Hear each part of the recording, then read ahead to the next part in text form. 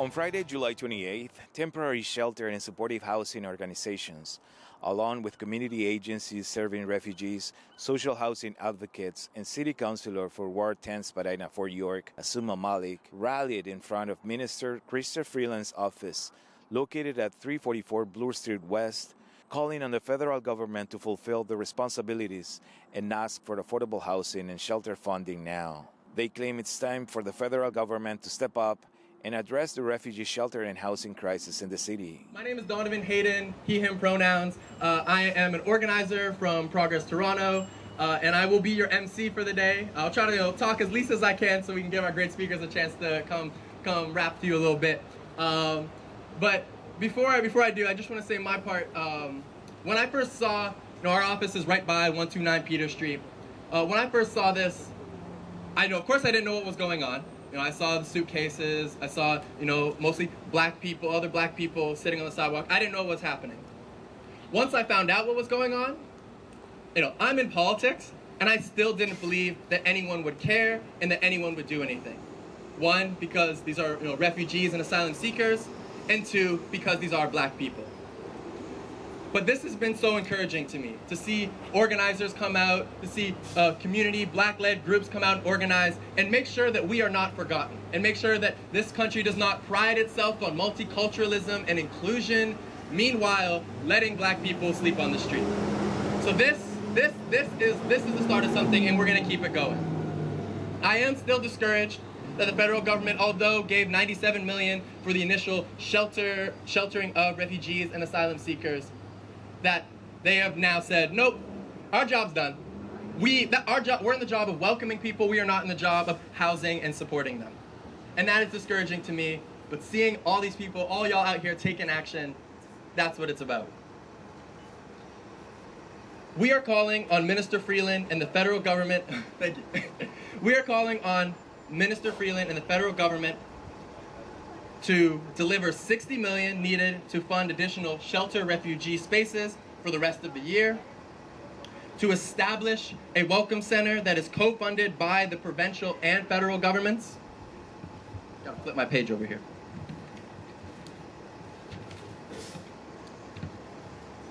And for them to come back to the table and deliver on long-term solutions to the housing crisis in Toronto. We need to get out of crisis management and find sustainable pathways for people coming here and just people here to live. If our federal government can give $20 billion to oil and gas and subsidies, I think that they can offer $60 million to house people in Toronto. So with that, I do got a little chant that come back here and come back often. And it goes, I'll go do it first, and then you kind of pick up where you go. So it goes, $20 billion for oil and gas, refugees, they take the pass, right? So I want y'all to say they take the pass, and I'll insert the thing. So I know we're all getting used to it. We're gonna do it so many times by the end, you're gonna have it in your head, right? All right, so $20 billion for oil and gas, refugees, they take the pass. $20 billion for oil and gas, housing, they take the pass. $20 billion for oil and gas, asylum seekers, all right, y'all good. See, I thought it was going to take us a few times, but we got it. We're feeling good. This is great. Give yourself a round of applause. Good job. So I said, that I wanted to talk about our great list of speakers. Our first speaker is a community organizer and frontline worker, Diana Chan McNally. She has been doing, she has helped us co-organize this rally and has just been doing that needed on-the-ground work to make sure people are housed in the city. So Diana, the floor is yours. Thank you, Donovan, and thank you everyone for coming out today. I also invite members of Chrystia Freeland's office to come down and join and actually listen to us and what we are saying to you. Now, before anything else is said, there is only one housing crisis. Today we are here to speak to the crisis of asylum seekers, black folks, many of them queer, who have been effectively abandoned by the federal government. For many, to the streets, as we've seen in countless images on the news now. On the world stage, our federal government, elected leaders like Deputy Prime Minister Chrystia Freeland, purport Canada as safe asylum for anyone and everyone who's facing persecution across the globe. People believe believe this. People come under a promise of safety that we make them believe. But we know that when they arrive, safety is a myth. Hundreds of asylum seekers, from people from Uganda, from Kenya, from Tanzania, from Nigeria, and many more countries, especially African countries, have been forced to live on Toronto's sidewalks, while our federal government, for all the warmth of their invitation, they look away. Shame. It doesn't have to be like this. Everyone who walks this soil deserves safety, and they deserve shelter. We live in one of the wealthiest nations in the world, in one of the wealthiest cities in the world. There is no plausible fiscal or moral reason why anyone within our borders must suffer homelessness. It must be said, there is no competition between asylum seekers and unhoused people for resources. This is a lie. This is not true. There is only a federal government that is failing everyone to provide the resources necessary for them to be safe, to be well, and to thrive. All homelessness of asylum seekers and people who have spent every moment of their lives in Canada is a policy choice. All of it is a policy choice. But today we are here to speak about asylum seekers and the unique supports they need when they come to Canada because of a promise we made for a better life. First, we need the federal government to come to the table. Where are they? Where are they? Come down. They must negotiate with other orders of government in good faith to ensure the funding and resources needed to create short-term and long-term shelter and housing solutions. Second, we need a reception center, a safe landing where people can find all the resources that they need to make a fresh start. Everyone belongs. There is no us versus them. There's just everyone, all of us. And all of us deserve safe shelter, deserve safe housing, and our human rights to be upheld. Chrystia Freeland, hear me now when I say, make the promise of safety a reality for asylum seekers and for everyone. Thank you.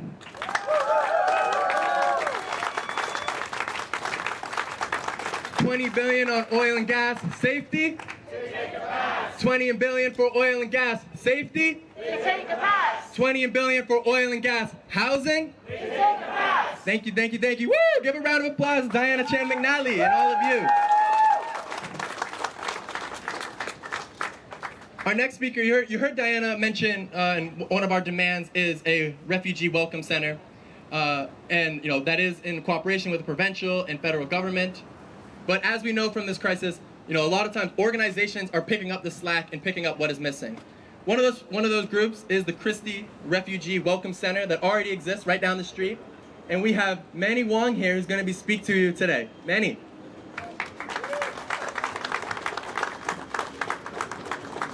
Hi, I'm the Executive Director of Chrystia Refugee Welcome Center. We're a 76-bed shelter for refugee claimant families. There's 2 subway stops down at Bloor and Chrystia. We've been housing refugee families for over 35 years now, and we've seen every wave from Vietnam, Kosovo, Roma from Eastern Europe, and now African countries. And we'll be there when the next wave comes. And this crisis is not new. The refugee shelter system has been over capacity and underfunded for years and years now. There has always been refugees sleeping on the streets, sleeping at the airport, sleeping in all-night laundromats. This is different because they're all congregated at 129 Peter Street. And it's also different because the shelter system is clogged. The Canada Housing Benefit ran out after 2 months this year, and no level of government came in to put more money into the system. Finally, last week, the City of Toronto and the provincial government put in $6.67 million each. So 1,300 families can now move out of shelters into permanent housing. But where is the federal government? 0 so far. We just had a family arrive on Wednesday, a single mom from Nigeria with a 6-year-old, a 3-year-old, and a 1-year-old. They had nowhere to go, and they rode an all-night TTC bus so the children could sleep out of the elements.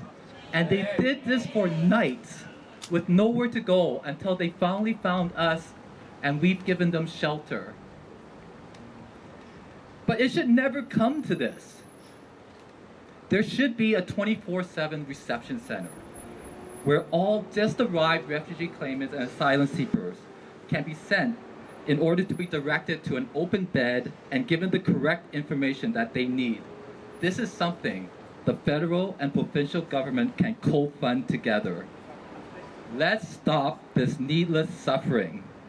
Chrystia Freeland, where is your humanity? Has the political machine taken away your humanity? Does every funding decision need to be a calculated political maneuver in some zero-sum game against opposition parties and other levels of government? Are polls and electoral riding gains more important than doing what's right and relieving human suffering? I say no. Fund a 24/7 reception center so that single mom with 3 children has somewhere to go immediately so they don't have to ride an all-night TTC bus. Fund the refugee shelter system so that mom with 3 children can have immediate shelter and settlement services. Fund the Canada-Ontario housing benefit so there's a pathway to permanent housing. And lastly, let's not call this a handout for refugees because it is an investment. Research shows that with the right supports, refugees are economically positive people in a few years, but they need those supports at the beginning where it is crucial. Invest in people, not pipelines, not overspending on management consultants. We are taxpayers, and that's our tax money, and we demand that you invest it in real people. Thank you. Thank you. Thank you, Manny. That was so great.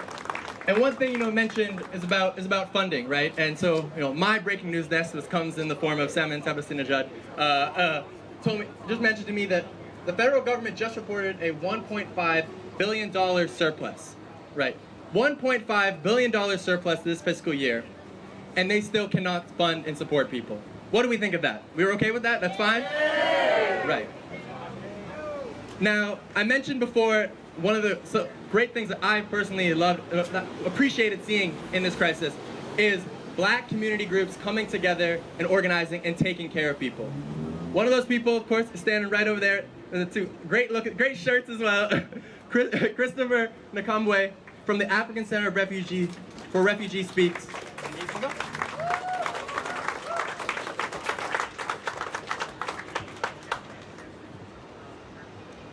As a person who has faced homelessness before, after fleeing from persecution from my home country, Uganda, due to my sexual orientation, and as an advocate for LGBTQ rights, I am extremely familiar with the pain and frustration faced by the asylum seekers, and we're in a place where they expect to find hope.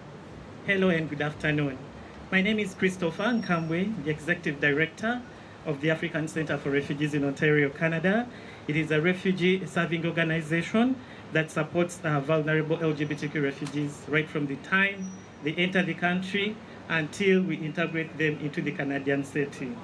From the perspective of the African Centre for Refugees in Ontario, Canada, the recent anti-homosexuality bill that was passed recently and turned into a law is the leading cause of the influx of asylum seekers as they are running away from persecution and hostilities from their communities back home. With regards to the recent shortage of housing crisis and for asylum seekers, we established a collaborative African approach within communities of the African descent to establish temporary solutions like food donations, community member hosting, together with different community groups and Black-led organizations present here today. We have tried without any funding to provide temporary shelters to our people, to avoid them from sleeping and spending nights on the streets of Toronto. As the African Centre for Refugees in Ontario, Canada, we call upon all levels of government to respond to the needs of asylum seekers. One, by providing necessary funding to refugee-serving organizations like the African Centre for Refugees in Ontario, Canada, and also establish a reception centre equipped with mobile social services and healthcare services. Decrease the processing time for asylum seekers. Restore funding programs that were closed, like refugee hostel programs, CoHub, among others. We call upon housing and shelter funding now. The ultimate goal is to end all these shelter cries, is for all levels of government to value humanitarian needs to the people, including other homeless Canadians that are spending nights on the streets of Toronto and other cities due to shelter shortage and high housing costs. As African Centre for Refugees in Ontario, Canada, we registered numerous negative effects of the shelter crisis, including anxiety, depression, drug abuse, sex trafficking, exploitation, and mental health issues. We call upon housing and shelter funding now. Thank you so much.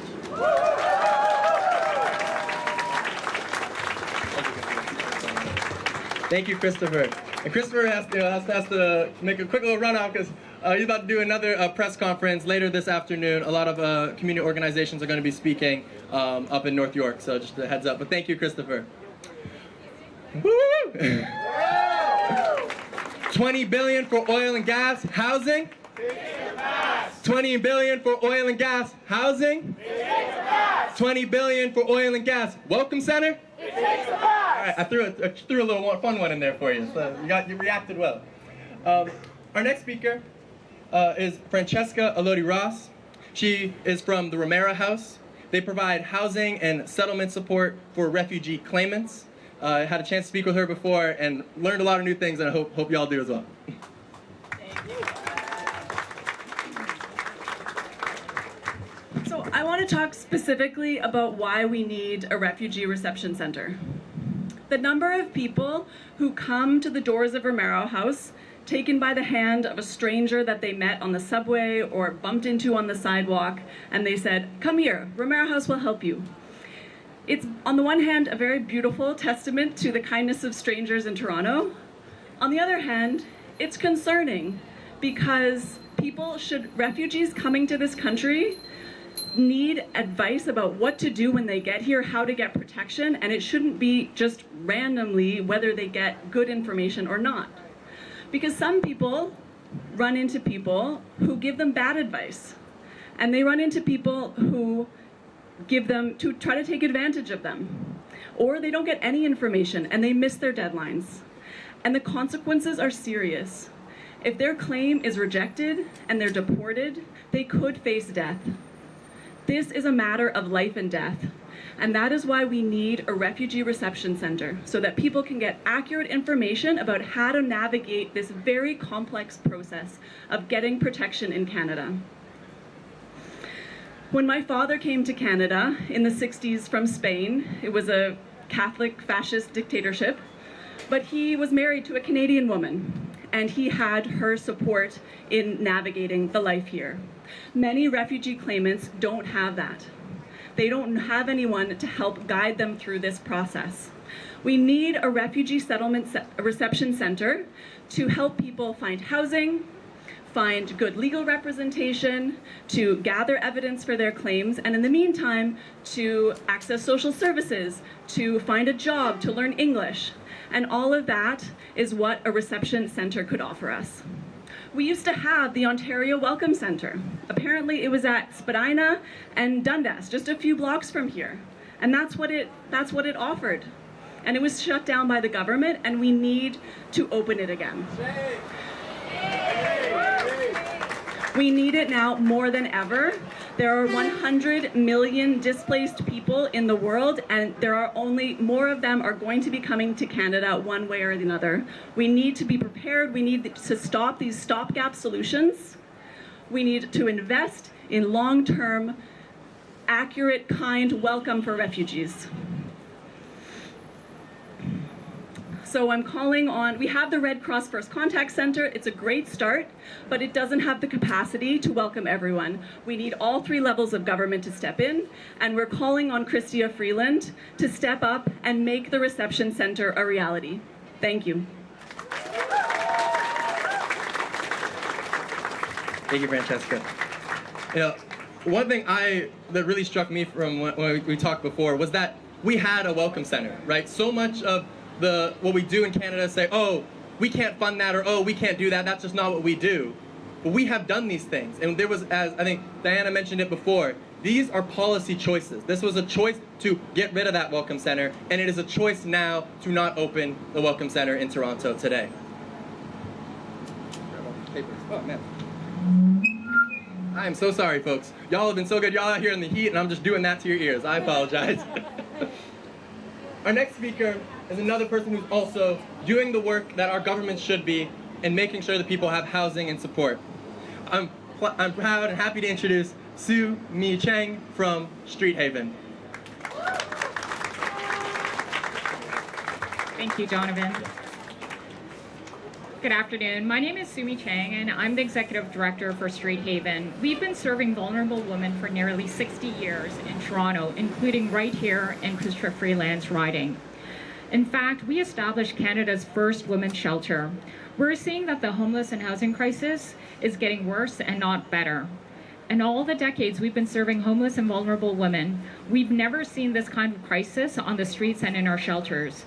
The shelter system is at saturation. The women's sector is at full capacity. My agency is currently operating at full capacity, and we've been that way for over a year. 80% of our current shelter clients are African refugees and asylum seekers. We've had no flow of clients in or out of our shelter for over 2 months. Even with the announcements made by the federal government recently, the demand for our shelter beds is unrelenting, and we're still turning away requests from new arrivals several times a day. In just 6 weeks, we've turned away nearly 400 African refugees and asylum seekers who were seeking shelter beds. We've never seen this kind of demand in all of the 60 years that we've been operating our shelters. It's heartbreaking for my staff, and it's taking a mental toll on them. Because of the absence of affordable housing, Street Haven is unable to help the women in our shelters move on to their own homes and to begin their new lives. Because there is no housing benefits to help women move into private market rental system, we can't move our shelter clients. The result is a bottleneck where we cannot free up beds because there are no homes to send our clients to. Shelters are meant to be a temporary relief. They're not meant to be an alternate form of housing, but that is exactly what is happening.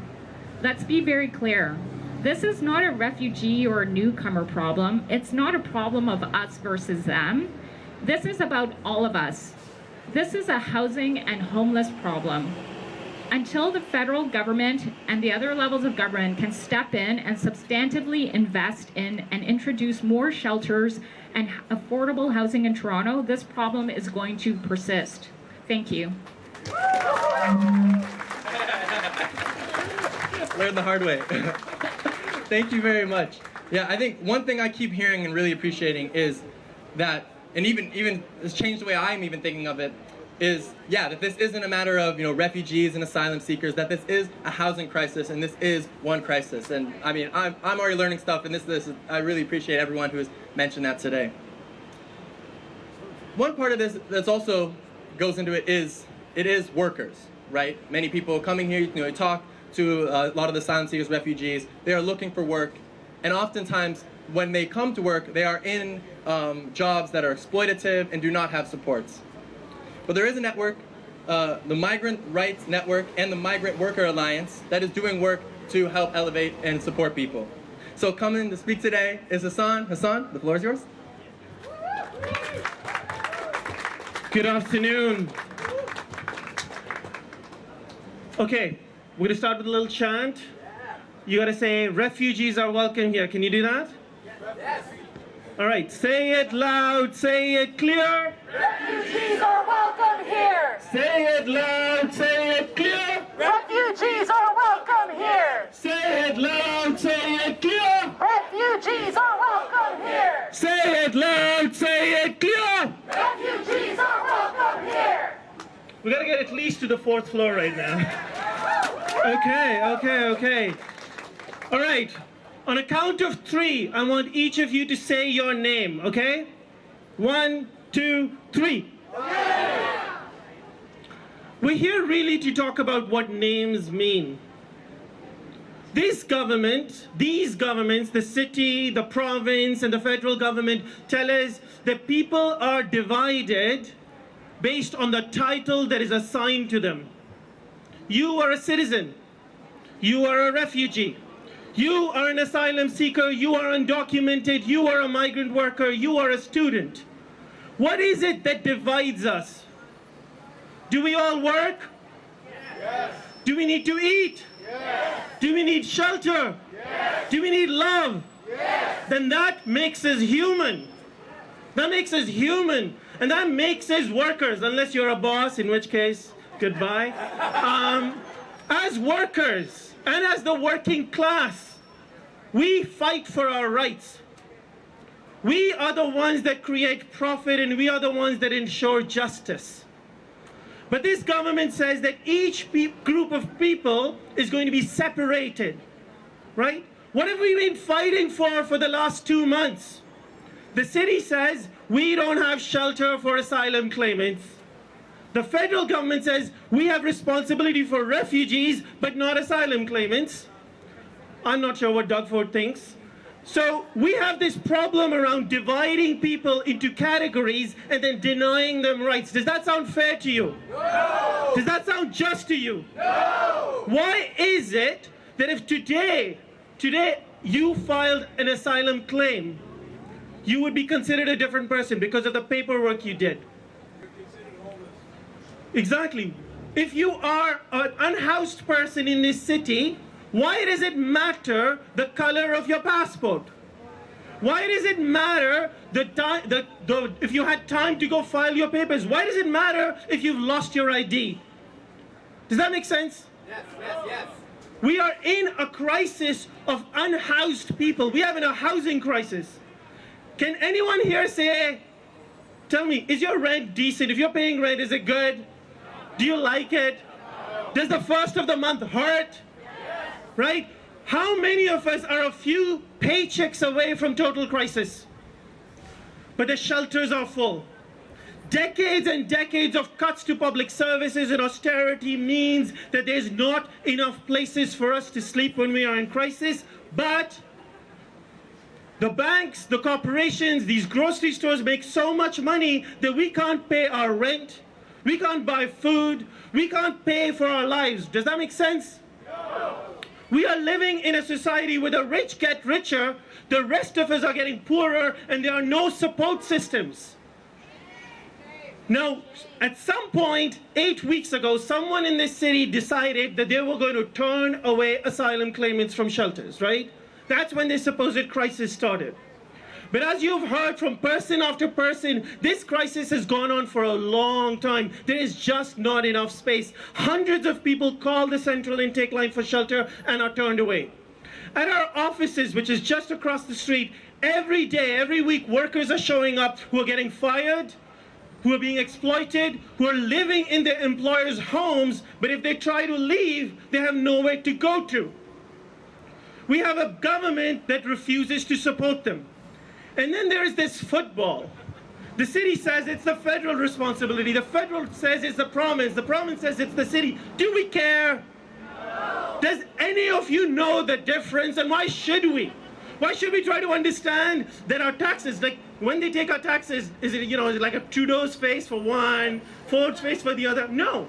When you go to buy something, there is this notion that this government bureaucratic debate between them is playing out in the lives of people.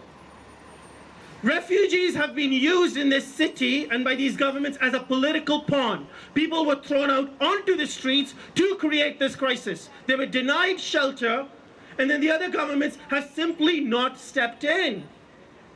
Look, we could do an occupation right here, right now. We could sleep. We could choose to create a crisis, right? but we consent to that. We have created a crisis where the political actors in that crisis, the migrants themselves, the refugees themselves, did not choose to be in this crisis. But that does not mean our people don't have power. Okay, every day across this country, refugees, asylum seekers, migrant workers, and undocumented people get up. They get up and they go and they clean homes. They take care of children, sick, and the elderly. They drive your Uber trucks in these trucks. They go out and they work to feed their families, to take care of their communities, and sometimes to take care of families back home. We are not powerless. We do not need this federal government to step in and save us and protect us. Neither do we need the city and the province to do that. What we need is this government to stop the bullshit, stop dividing people, stop denying people basic rights, blame the people who are really responsible, the super rich, for unfunding our services, pushing us out, and say with one clear voice, justice is justice, equality is equality, rights are rights, and we will take action. Are you with me? All right. One more time. Say it loud. Say it clear. Refugees are welcome here. Say it loud. Say it clear. Refugees are welcome here. Say it loud. Say it clear. Refugees are welcome here. Thank you.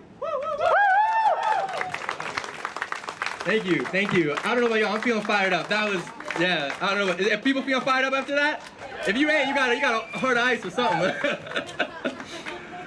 Our next speaker, we're staying on this labor track, is Andrea Babington. Let's see if we can find her somewhere. Yeah, from the Toronto and York Region Labor Council.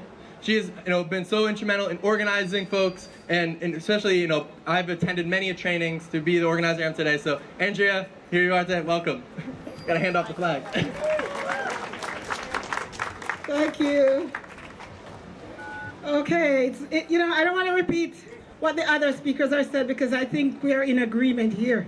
But I just want to echo as well for everyone here, because you're here, and I know it's the same for all of us, and it's important that we send this message to Chrystia Freeland, because I think sometimes they take us for granted. And I just want us to chant a little bit here. When our rights are under attack, what do we do? Stand up, fight back. When our human rights are under attack, what do we do? Stand up, fight back. When refugees' rights are under attack, what do we do? Stand up, fight back. Refugees' rights are under attack, what do we do? Stand up, fight back. Our community rights are under attack, what do we do? Stand up, fight back. Our human rights are under attack, what do we do? Stand up, fight back. Asylum seekers' rights are under attack, what do we do? Stand up, fight back. Asylum seekers' rights are under attack, what do we do? Stand up, fight back. Okay. So, I also want you to send this message because they do forget. They forget who put them in the seat they're in. They do forget that they take it for granted. And I want you to chant as loud as you can to remind her. Who got the power? We got the power. What kind of power? People power. Who got the power? We got the power. What kind of power? People power. What kind of power? People power. Who got the power? We got the power. What kind of power? People power. Thank you. This is not a new story to any one of us. I think the hardest part of what we're talking about here, when the reality set in just a few years ago in the height of this pandemic, we saw so much tents where no one imagined along the highways. We saw them on the bridge. And now we're hearing more and more, and we're putting faces to these tents. Does that mean that there's no more room in Canada? Of course not. It just means that there is a lack of respect when it comes to housing for people that need it the most. We listen to the cries of a lot of people that was already in housing, that this government, when the provincial government sat aside and allow those owners, those building owners, to hike up rent to the point where people wasn't sure if they have a roof over their head, and no one came to their rescue. And so the last few weeks we saw more people coming in. And it drags my attention to something that's unique in this country. The day that we do a swearing-in ceremony in this country, citizenship swearing-in ceremony, is the day when you see the federal government and others that show up to say they're proud.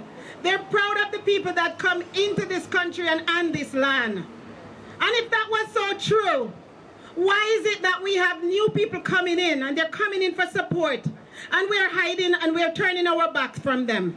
Shame on them. Shame. If they have to wait until someone have a citizenship card in their hand to pretend that they welcome them, then it's no good. This is the time when we saw so many people laying on the sidewalk and everyone turned their head and turned a blind eye. Today's date, they want this to look like it's the mayor's problem. Today's date, they want it to look like it's only the mayor's problem, but we are here today to send a message to Chrystia Freeland that hell no, this is your problem, it's on your watch, and you need to step up and do your job. This mayor is a newly elected mayor that came in and came with the same vision to make sure that everyone deserves housing and to do the job that everyone have a roof over their head. But it's difficult to do when we have a federal government. We don't even hear from the provincial government because it's not election time for them yet. And so they're hiding and pretending they hand crumbs. And this is not okay. It's not okay when the community step up to save people. I look at everyone here, and I'm a person of color, and I know what that look like. I know what it look like when you separate how you care for people. We saw that in the pandemic, vaccine was lined up last for communities that look like me. We saw that in the community, that looking for support, and we saw that recently with housing, they look like me. And so they have to wait, and wait on what? We're here today to demand, we don't want a band-aid solution. We don't want a quick fix solution. Now other organizations put them up and it's not okay. It's a temporary solution, and so we're asking Chrystia Freeland to step up, to come to the table, to work with our mayor, to come to the table with the provincial government. It's all three levels of government, to make sure that they're sitting down and working out long-term solution. That these people that came in here looking for a Canada that we talk about and we're so proud of, we stand up and stand up to what we say. This is also a country that when you look at it, it's all shade. It's all shade in this country. So, if they're not new people coming in, they're not scrappers coming in. These people come with all levels and different stories. But if Canada have the notion to stand up and send stuff out of this country, when they're saying that they're on top of the list to support others in others' country, they need to do their own work in their own country before they put that shade on.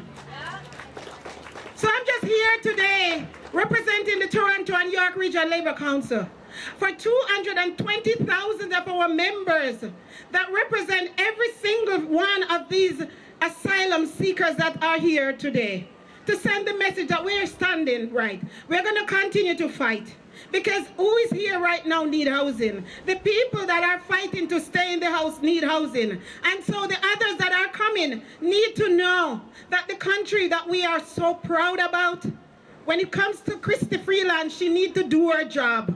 Stop stepping out of Canada and pretending that you're there as a change maker when you're not even representing your own country. So I'm here to say we're standing strong with you. This fight is going to continue until our human rights they're paying attention to our human rights. Our human rights is at stake. Our community is at stake. And this nation is at stake. This country is at stake. And we're here to continue to fight for our country, because we put them in, we vote them in, and we can take them out. Solidarity.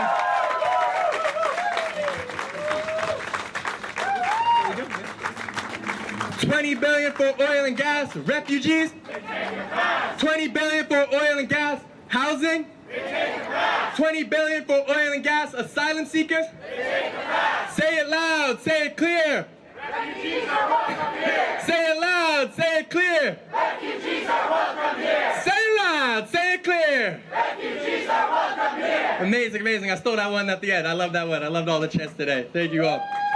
Our last speaker of the unit, y'all have been great. You know, hey, look, we got a little bit of cloud shade happening today. Our last speaker today is actually a current city councillor representing Spadina Fort York, Asuma Malik. We've had at Progress Toronto had the pleasure to work with her and really pushing to make sure that the city council for so many years, which has ignored these things, ignored these crises, are taking action. Asuma, here you go.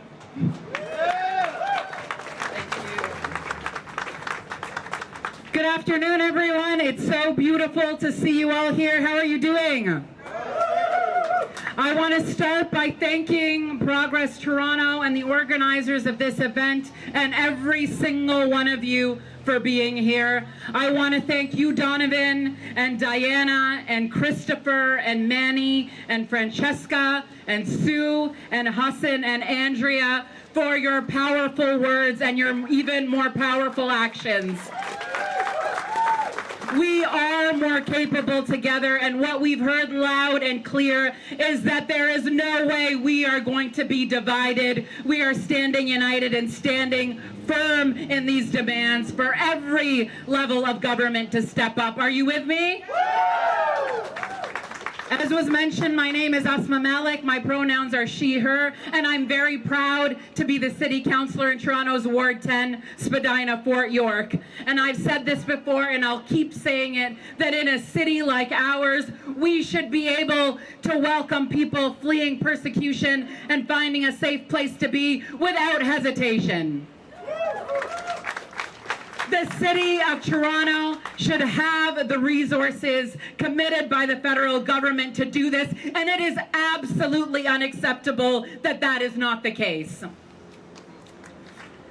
In my ward, and as we have seen in communities right across this province, we have witnessed and are experiencing the devastating effects of the lack of action from the federal government as refugee claimants are seeking emergency shelter like they have been at 129 Peter Street, looking for the most modest thing, a safe place to be. I've been there at 129 Peter Street, and my team and I have been available to community advocates and staff, and that is not enough. And in the face of harsh conditions, the stretched resources, the full shelters that we know about, and the lack of capability to expand, you have all stepped up. Neighbors, community advocates, city staff have stepped up, and so many of you are here today, and I will again express my deepest respect and gratitude to each and every one of you. You deserve a big round of applause. You are doing and have done the best that you can with everything you've got, and it is extraordinary, and it is not sustainable, and it should not be left up to you to do it this way. Are you with me on that?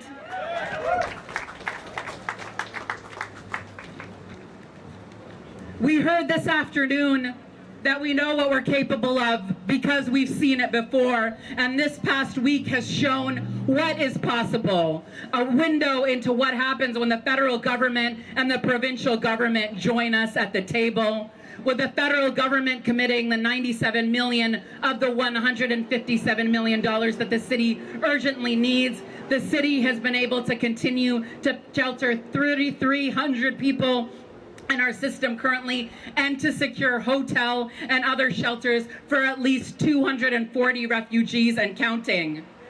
With just a little bit from the provincial government, we're working to provide rent top-ups for the Canada-Ontario housing benefit. But our city has been in a housing crisis for years, and we're in it right now. We need both the provincial and the federal governments to fulfill their commitments and work with us. Work with us to implement the 2019 Refugee Capacity Plan. Can they do that? Should they be doing that? Yes! Work with us to create and fund the long-promised and desperately needed reception centre here in Toronto. Are you with me on that? Yes! And work with us to enable the building of more affordable and diverse housing so that every single person in our city and our province and our country has a safe place to call home. That is not too much for us to expect. This call is urgent and we could not be more clear. Together it is possible, and with all of you and alongside each other, we will make sure that every level of government comes to the table and makes this happen. Thank you so much. Thank you very much. So, one thing we've heard, throughout it all is that this keeps going, right? Sorry for stuttering there. And then we need to take action. We need to move on this. So I'm gonna have, we have two demands I ask of you to then demand of our federal government. The first is to call our new Minister of Immigration, Refugees and Citizenship, Mark Miller. You should have seen a little flyer that looked like this, kind of sending a few people handing them out. We got the phone number on that. Call them. You don't have to call them now, but call them today. He just got a new job, right? You can say, hey, congratulations on a new job, whatever. Take action.